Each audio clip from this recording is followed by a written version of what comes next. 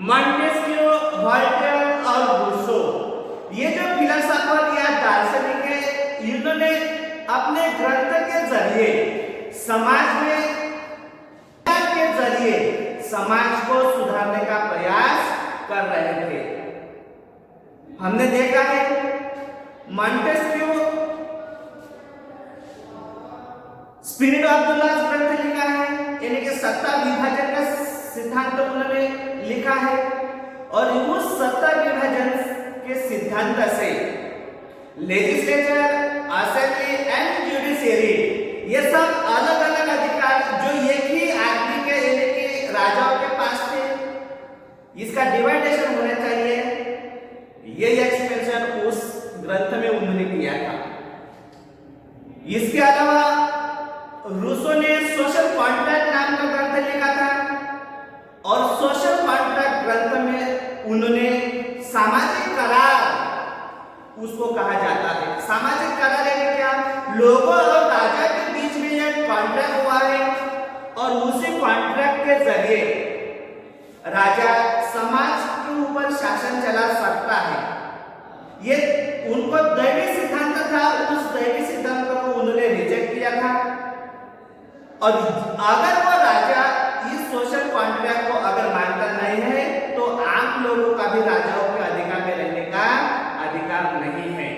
इस तरह से विचार सोशल कॉन्ट्रैक्ट में रूसो इस फिलोसोफर ने लिखे थे, और इसी के आधार पर समाज में उत्थान हो रहा था, समाज में परिवर्तन होने की प्रयास इस मिडिल एज में किस तरह से शुरू की थी, ये हमने देखा था। काफी स्प्रेडिंग हो रहा था, काफी वायरल हो रहा था, इनका बहुत ही न्यूज़पेपर्स वो इसमें किस तरह से फ्रेंच में प्रसार हो रहा था, ये भी हमने देखा है। वो ऐसा प्रचार कर रहे थे, हमने लास्ट स्टेप में देखा है कि लोगों को, जिस लोगों को लिखना या पढ़ना नहीं आता, उन लोगों को भी हम क्या कर रहे हैं, समाज में क्या हो रहा है, ये मालूम होना चाहिए। इसलिए उन्होंने क्या किया, लाउडली स्पीकिंग कर सकते थे, लाउडली रीडिंग वो कर रहे थे न्यूज़पेपर्स एंड बुक्स का, ताकि जो अनपढ़ लोग हैं उनको भी समझ में आना चाहिए कि हमें क्या करना चाहिए। और इसी के जरिए कॉफी हाउसेस, सलून्स, यहाँ पर गर्मा गर्म बहस हो रही थी, और इसी के बाद ऐसा उनको इन्फॉर्म हुआ है कि राजाओं ने और टैक्स बढ़ा दिए थे, और लोग इस तरह से उन पर डिस्कस या बहस उनकी हो ही रहती है, और इसी के बीच राजाओं का फैसला आया कि सम्राट ने और टैक्स बढ़ा लिए हैं।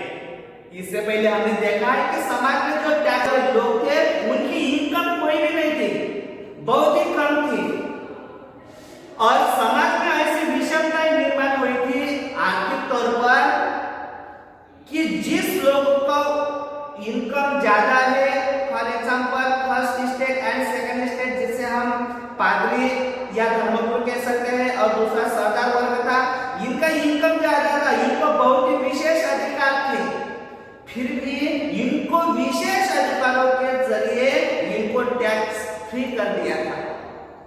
और जिनका इनकम कम है, जो थर्ड स्टेट के लोग हैं, जो आम लोग थे, इनके इनकम ही कम है, लेकिन उनको ही राजाओं को भी कर दिया था, और विशेष अधिकार के जरिए राजा के साथ साथ इन लोगों को भी फर्स्ट एंड सेकंड स्टेट को भी कर उनको दे रहे थे। ऐसी सिचुएशन में अब फ्रेंच समाज जा रहा था, और यहाँ से मिडिल क्लास ने जो कार्य किया, और इसी को ही हम फ्रांसीसी क्रांति की शुरुआत किस तरह से हुई, यही हम हमें देखना है।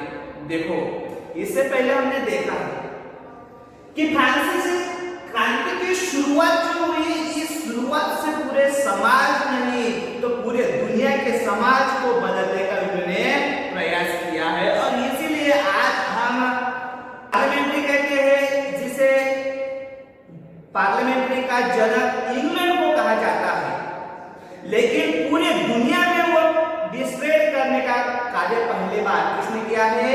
फ्रेंच रिवॉल्यूशन ने किया है। क्या है पार्लियामेंट? हमने डेमोक्रेटिक पॉलिटिक्स में देखा है कि किस तरह से कौन सा भी डिसीजन अगर हम पॉलिटिकल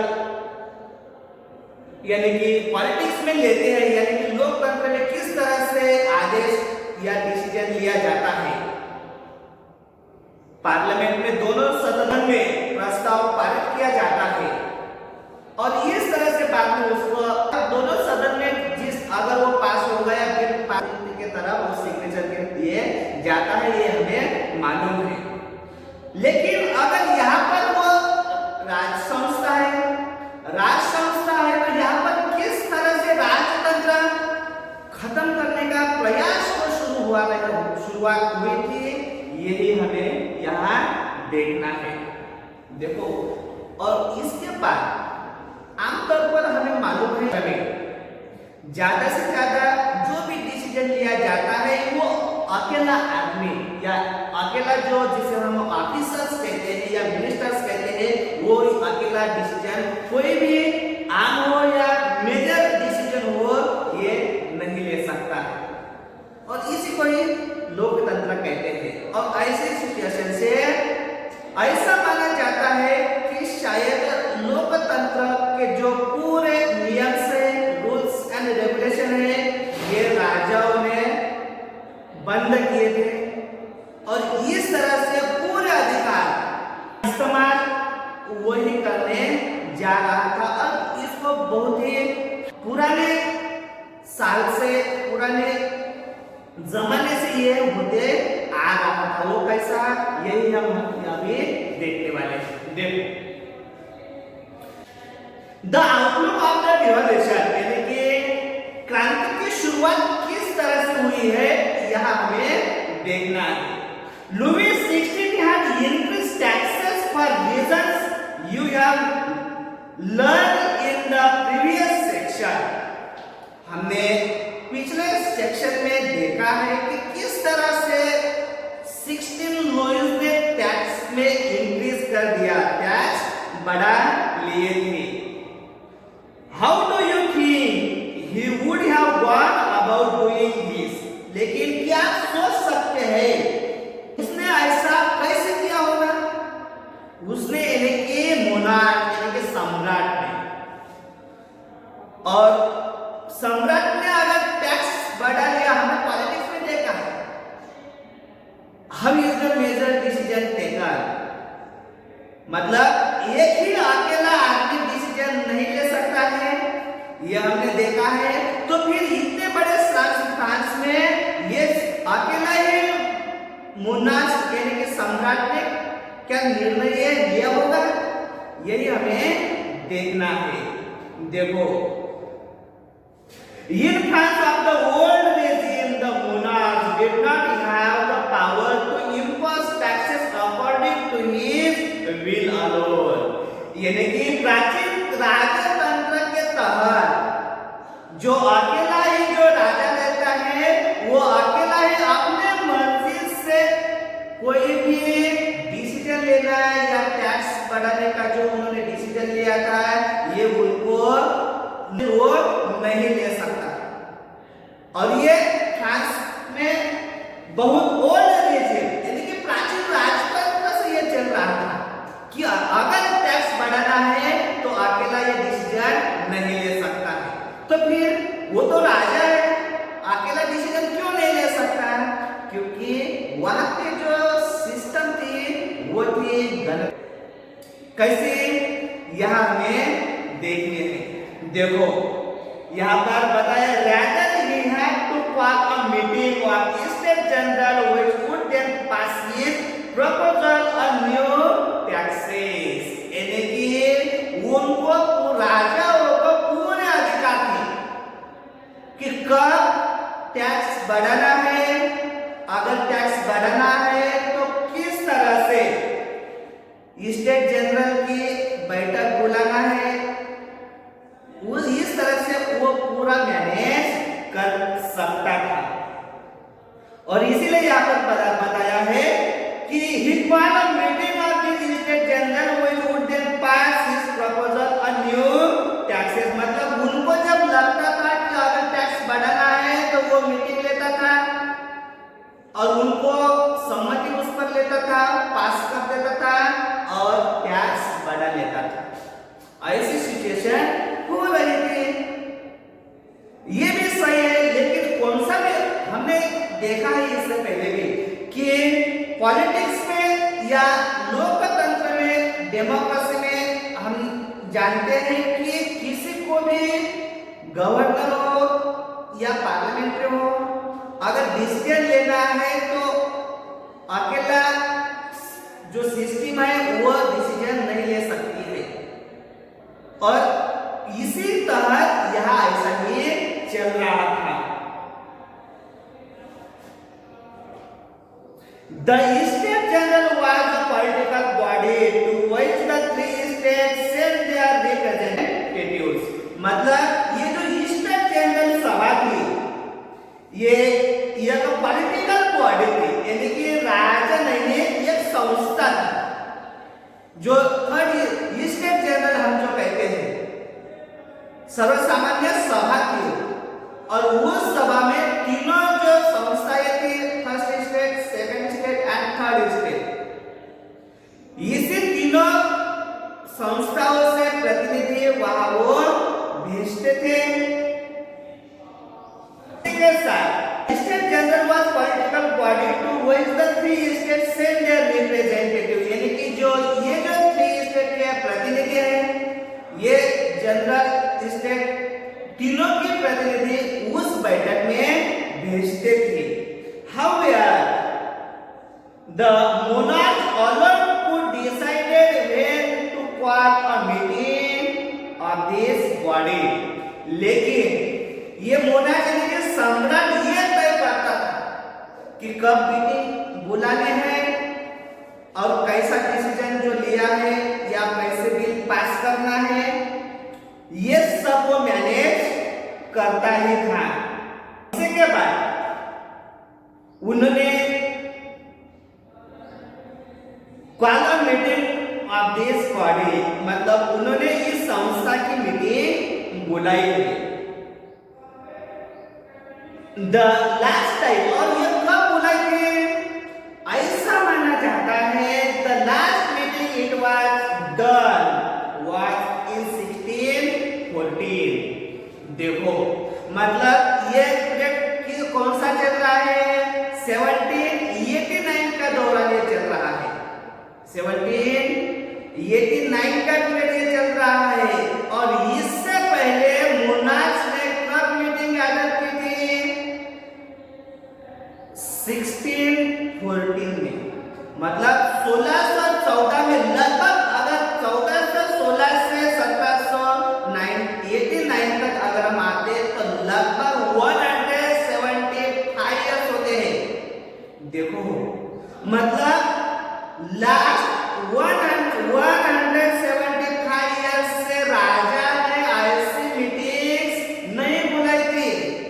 बिना मीटिंग अटेंड करते बुलाने से पहले ही वो ये तय करता था, करते आ रहा था लास्ट 175 इयर्स से टैक्स कब बढ़ाना है, कैसा बढ़ाना है, कितने बढ़ाना है, किसको बुलाना है या नहीं बुलाना है। ऐसी सिचुएशन फ्रांस में राजाओं के जरिए नियर अबाउट 175 इयर्स से चल रही थी।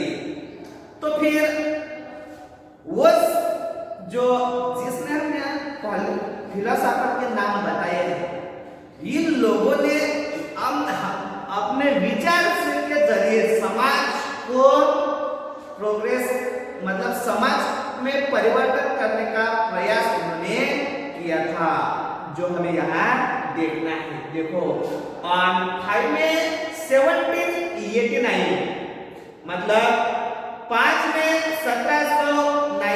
1890 में क्या हुआ?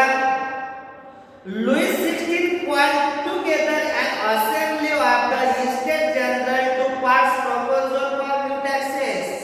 देखो अभी 5 में 1789 में मोनार्क यानी कि 16 लुइस ने एक मीटिंग कर ली, उस मीटिंग में उनको टैक्स बढ़ाने का जो एक्ट है वो उनको प्रपोजल रखना था और वो पास करना था, और इसलिए उन्होंने अब मीटिंग बुलाया था।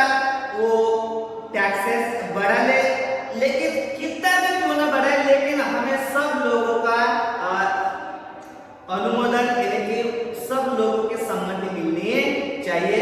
ये प्रोसीजर के लिए उन्होंने ये मीटिंग अरेंज कर ली है। Hall in Versailles was prepared to host of the delegates, यानी कि जिस मीटिंग के लिए उन्होंने सब रिप्रेजेंटेटिव को बुलाया था, उस मीटिंग को पूरा करने के लिए उन्होंने ऐसा हॉल, वर्साइल का जो हॉल है, प्रिपेयर टू होस्ट, बहुत ही आलिशान हॉल उन्होंने तैयार किया था। उन्होंने उनकी बहुत ही अच्छी तैयारी की थी, जो कि बहुत खर्चिक थी। इस समय ऐसा था कि लोगों को खाने के लिए नहीं मिल रहा था, और ये ऐसी सिचुएशन जो ये सब हल कर सकता है, वही क्या कर रहे थे, इस हॉल पर इस तरह से ऐसा खर्चा कर रहे थे। ये भी आम लोगों को पसंद नहीं आया हो, लेकिन ऐसी सिचुएशन हमें देखने को मिलती है कि प्रतिनिधियों की मेजबानी के लिए उन्होंने वर्साइल एक आलीशान भवन अच्छी तरह से सजाया था। ये प्रोग्राम कौन सा है और आप किस तरह से अरेंजमेंट कर रहे हो, ये सोचने की बात है। और सिचुएशन अगर देखते हैं तो इकोनॉमिकल तौर पे बहुत ही बैड या पुअर सिचुएशन थी, और ऐसी सिचुएशन में उन्होंने इस तरह से उस मीटिंग्स की अरेंजमेंट की थी। The first and second state sent 300 representative each, मतलब जो फर्स्ट स्टेट और सेकंड स्टेट के जो रिप्रेजेंटेटिव यानी कि प्रतिनिधि हैं, उन्होंने क्या किया, अपने सभाओं से या संस्थाओं से दोनों ही ने क्या किया, ये दोनों ने 300 प्रतिनिधि भेज दिए थे, और who were stayed in rows facing each other on two sides, मतलब जो एक दूसरे के सामने लाइन में या रो में बैठे, मतलब उनके बैठने का इंतजाम इस तरह से उन्होंने किया था फर्स्ट एंड सेकंड स्टेट का। और बाकी कौन सा है, थर्ड स्टेट, उनकी क्या अरेंजमेंट बैठने की उन्होंने की थी, ये हमें देखना है। देखो व्हाइल द 600 मेंबर्स, देखो फर्स्ट स्टेट के 300, सेकंड स्टेट के भी 300, और जो लास्ट के थर्ड स्टेट जिसे हम कहते हैं, उसी एक ही सभा के 600 मेंबर्स यानी कि रिप्रेजेंटेटिव उन्होंने भेज दिए थे। और ये जो थे while the 600 members of third state had to stand at the back, और तीसरे स्टेट के जो 600 मेंबर्स थे और उनकी बैठने की जो अरेंजमेंट थी, व्यवस्था थी, स्टैंड एट द बैक, इनके पीछे, मतलब फर्स्ट एंड सेकंड स्टेट के पीछे जो मेजॉरिटी से ज्यादा है, और हम लोकतंत्र देखते हैं, और जो जिस दल को या जिस सभा को थर्ड स्टेट की मेजॉरिटी है, उनको पीछे से, इनके पीछे उनको बैठने का इंतजाम किया था। और इसके अलावा state was represented by it's more prosperous and educated members. अब देखो, इससे पहले कल हमने देखा है कि थर्ड स्टेट से ये उभरता हुआ इमर्जेंस क्लासेस आ रहा था, और वो है मिडिल क्लास। मिडिल क्लास कौन सा, जो एजुकेटेड है, और जिसे यहाँ पर कहा है प्रॉस्पेरियस यानी कि जो समृद्ध है और एजुकेटेड भी है, इनका प्रतिनिधित्व ये कर रहे थे। और इनका बैठने की जो सिटिंग अरेंजमेंट थी, उनके पीछे ये थी। और इसके अलावा हमने इससे पहले देखा है फर्स्ट स्टेट में कौन से लोगों का समावेश होता है, सेकंड स्टेट में कौन से लोगों का समावेश होता है, और थर्ड स्टेट में इसे यहाँ पर पता है प्रॉस्पेरियस एंड एजुकेटेड लोग तो थे, लेकिन इसके अलावा भी तो लोग समाज में थर्ड स्टेट में थे, उनका यहाँ पर जिक्र अभी तक तो नहीं किया है, लेकिन आगे बताया है। देखो पीसेंट्स, आर्टिसंस एंड वुमेन्स, इनका समावेश थर्ड स्टेट में होता है। इनके कहाँ बैठने की व्यवस्था की है ये हमें देखना है। देखो peasant, artisans and women were denied entry to the assembly।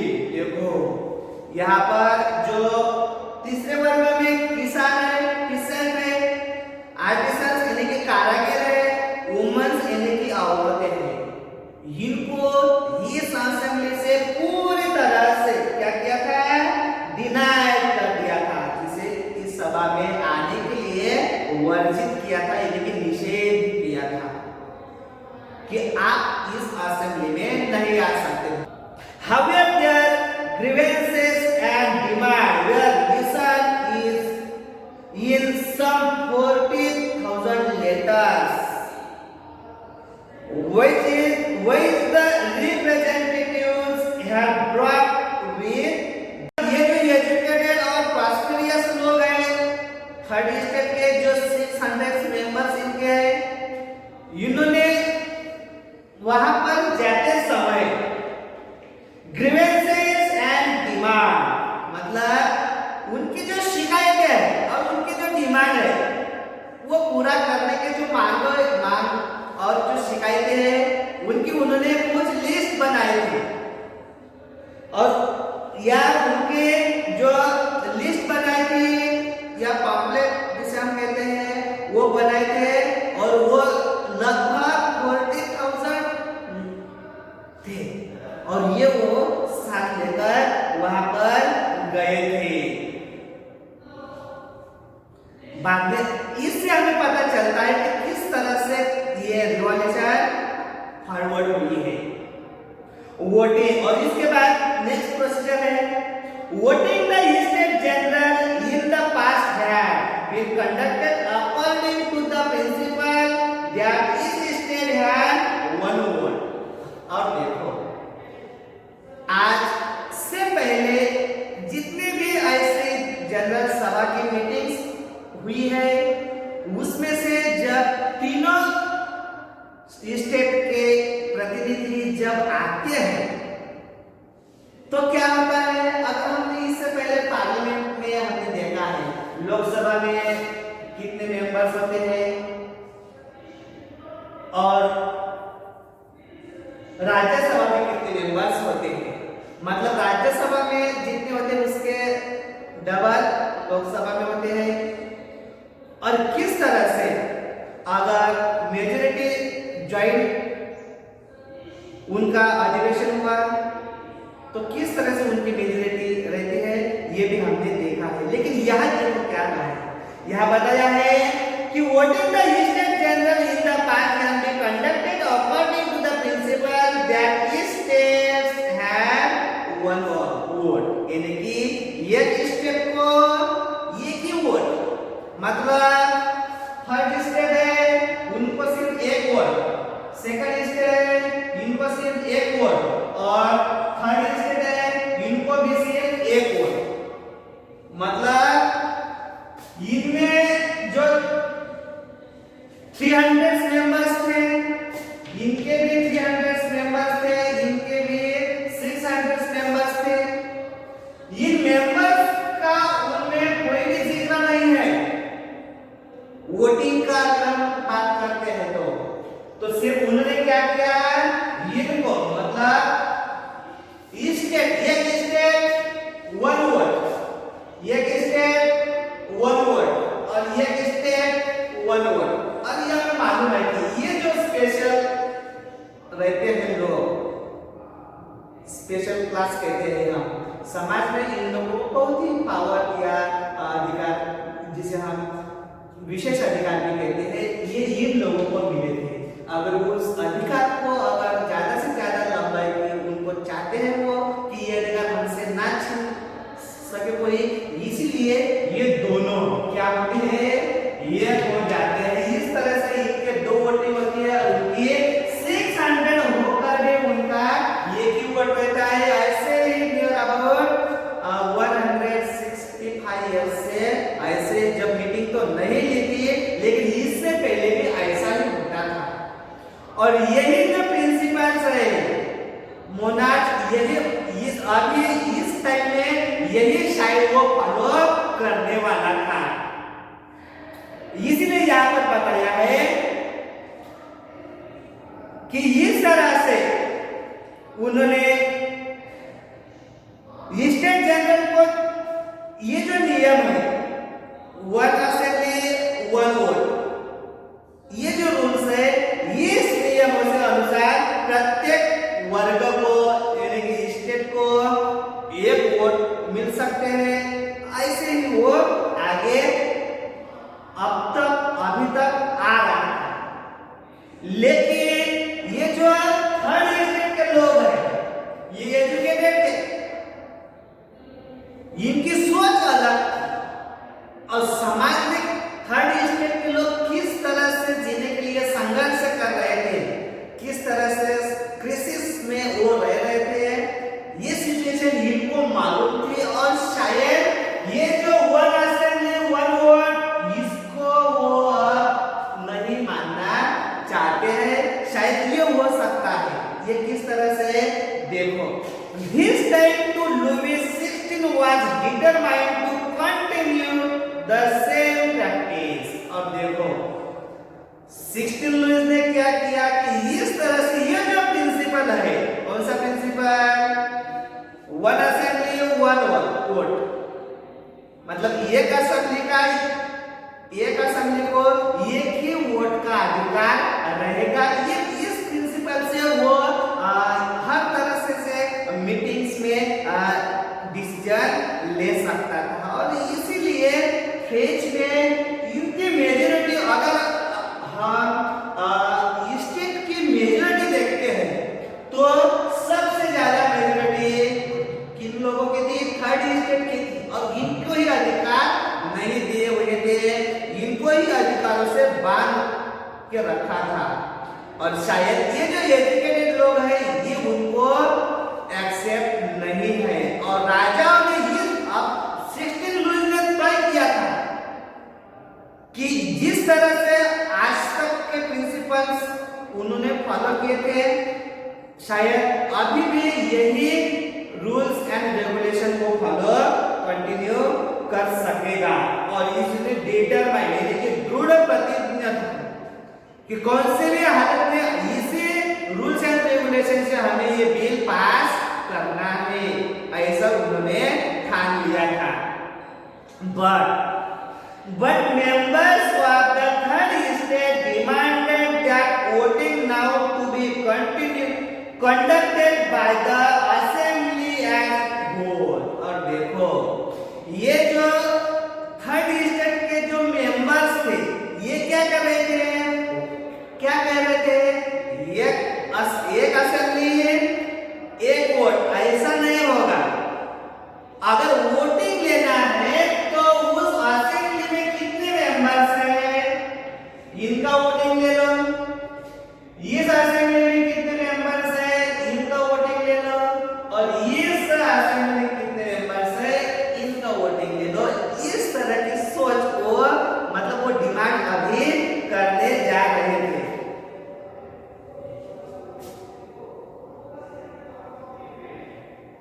मतलब पूरे सभा द्वारा मतदान लेना चाहिए, ये उसकी डिमांड थी। Conduct by the assembly as a whole, इस तरह से पूरे असेंबली का वोटिंग होना चाहिए। जितने लोग हैं, जितने मेंबर्स हैं, उन सब लोगों का वोटिंग होना चाहिए, ये वो कह रहे थे। Where each member would have 1 vote। और इस तरह से जिसमें प्रत्येक सदस्य को एक मताधिकार मिलेगा या मिलना चाहिए, ये वो कह रहे थे। लेकिन this was one of the democratic principle put forward by philosophers like Rousseau in his book। हमें मालूम है कि अब ये एजुकेटेड लोग मांग कर रहे हैं कि ये असेंबली ये वोट नहीं चलेगा, उस असेंबली में कितने मेंबर्स हैं और उनको हर एक मेंबर्स का वोटिंग होना चाहिए, और इसे क्या कहते हैं, डेमोक्रेटिक कहते हैं। हमारे देश में डेमोक्रेटिक है, डेमोक्रेटिक में ऐसा ही इलेक्शन हुआ रहता है कि समाज में जितने भी लोग, एक आदमी वन वोट, मतलब वन पेपर वन वोट, ऐसी वोटिंग चलती है। और ऐसे डेमोक्रेटिक का जो प्रिंसिपल है, ये प्रिंसिपल फिलोसोफर्स यानी कि दार्शनिक रूसो ने अपने ग्रंथ में उन्होंने कहा था, और इसी विचार को ये लोग फॉलो कर रहे थे। और उनका जो बुक्स है द सोशल कॉन्ट्रैक्ट यानी कि सामाजिक करार, ये जो ग्रंथ उन्होंने लिखा था, इस ग्रंथ में उन्होंने इस तरह से भाषाओं का इस्तेमाल किया था, और इसी लैंग्वेज से लोग पूरी तरह से उत्तेजित होने लगे थे कि किस तरह से हमें मतदान का अधिकार क्यों नहीं मिल सकता। और यही जो 16 लुईस ने मीटिंग अरेंज की थी, अब उनको यही संधि का वो फायदा लेने का प्रयास कर रहे थे, जो इससे पहले सोशल कॉन्ट्रैक्ट ग्रंथ ने रूसो में लिखा था। When the king rejected this proposal, लेकिन राजा ने क्या किया, उनका जो प्रपोजल है, प्रस्ताव है, वो रिजेक्ट कर दिया कि ये हमें एक्सेप्ट नहीं है। किस तरह से आप बातें कर रहे हैं, हम तो राजा है और आप कैसे बोल रहे हैं कि ये कि आदमी को ये कोर्ट मिलेगा, ऐसा नहीं हो सकता, कि आज तक की फ्रेंच के इतिहास में ऐसा हुआ ही नहीं। ऐसी सोच से उन्होंने क्या किया, ये रिजेक्ट किया। और हमें मालूम है फिर क्या होता है, अगर हमारे पार्लियामेंट की अगर हम बात करते हैं, तो जो गवर्नमेंट जिसे हम राजनीतिक दलों का जिसे मेजोरिटी रहते हैं, वो गवर्नमेंट के साइड में रहते हैं, और जो मेजोरिटी नहीं रहते हैं वो अपोजिशन में रहते हैं, ये हमें मालूम है। और जब पार्लियामेंट में ऐसा उनका जो अधिवेशन जब होता है, असेंबली में जब अधिवेशन होता है, तब क्या करती है, जो अपोजिशन के लोगों की जो डिमांड रहती है, वो जो सरकार के लोग रहते हैं वो सुनते नहीं, तो ये क्या करते हैं, हमें मालूम है पार्लियामेंट में किस तरह से अपना निषेध हम व्यक्त कर सकते हैं, और ऐसी सिचुएशन यहाँ आती है या नहीं है, ये हमें देखना है। देखो, और राजा ने अभी क्या किया है, when the king reject this proposal, members of third estate walk out of the assembly in protest। मतलब ऐसा ही हुआ है कि पार्लियामेंट में जिस तरह से ऑपोजिशन के लोगों की जो डिमांड एक्सेप्ट की जाती नहीं है, तब वो सदन छोड़कर असेंबली से बाहर हो जाता है। ये हमने कहां से सीखा है, कि शायद पहली बार फ्रेंच में ऐसा होता था, और इसीलिए जब सम्राट ने इस प्रस्ताव को अस्वीकार कर दिया, तो थर्ड स्टेट के जो प्रतिनिधि हैं, उन्होंने इसको विरोध जताते हुए उस असेंबली से वो बाहर आ रहे थे। और जिसे हम अगर सेंट्रल लेवल पर जो गवर्नमेंट रहता है, जिसे हम पार्लियामेंट कहते हैं, और स्टेट लेवल पर जो गवर्नमेंट रहता है, जिसे हम लेजिस्लेचर कहते हैं, यानी कि विधायिका कहते हैं। और इसी दोनों ही सदन में ऐसा ही किस तरह चलता है, ये हमें मालूम है, और यहाँ तक हम रुकने वाले हैं। मतलब सदन से जब थर्ड स्टेट के लोगों की डिमांड, जब उनका प्रपोजल राजा ने जब एक्सेप्ट नहीं किया, तो वो सदन छोड़कर सदन से बाहर निकल